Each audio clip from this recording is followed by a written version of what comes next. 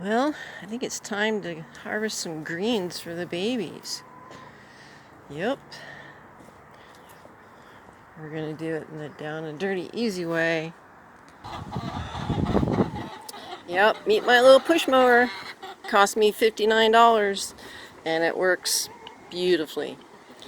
Doesn't take any gas because I have just a little patch here for the girls. It's the only reason I have grass on the property at all.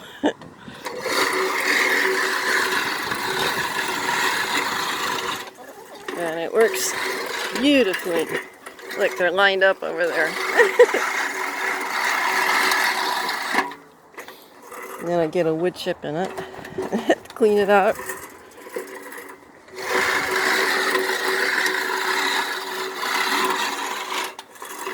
Alright.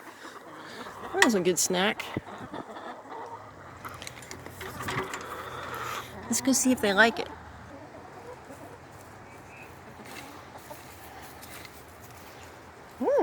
Yum. Tastes like greens and vegetables.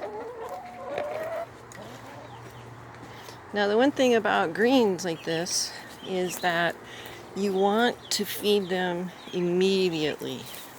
There should not be a delay from the time that you harvest until they start eating it, because it can ferment and cause all kinds of other problems.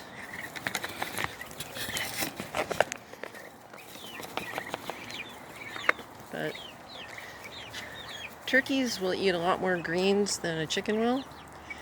But even a chicken, if given the choice, will eat probably 40% of her diet in greens.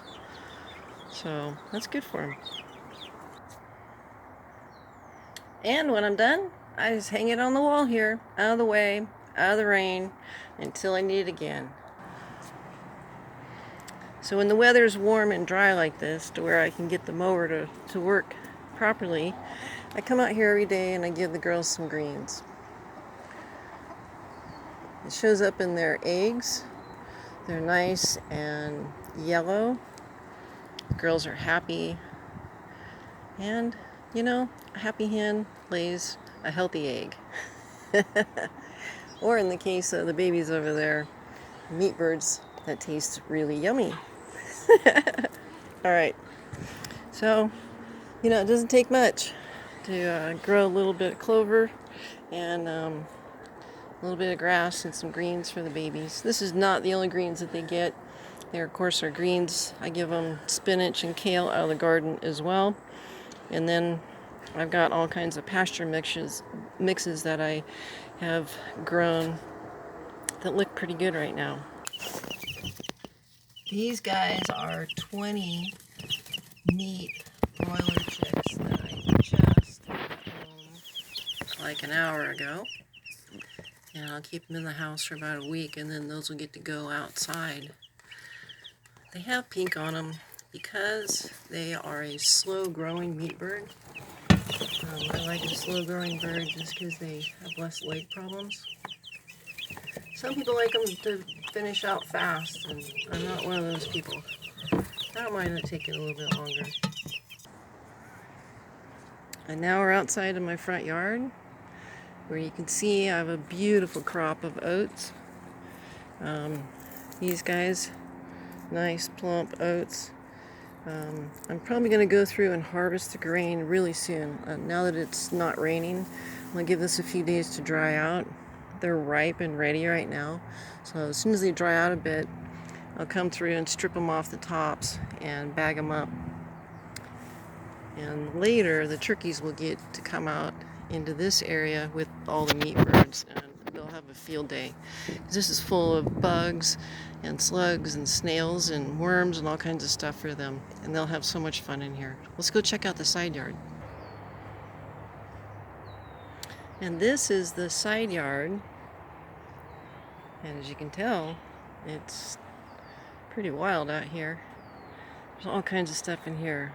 There's grains, 3 or 4 kinds of grains. There's buckwheat, there's peas, there's alfalfa, there's forage radishes, and all of that stuff that I got from a pasture seed company that was amazing, Nature Seeds. and they've done really well. So the girls have a little bit more pasture behind that area to eat up before I'm going to let them start coming out here.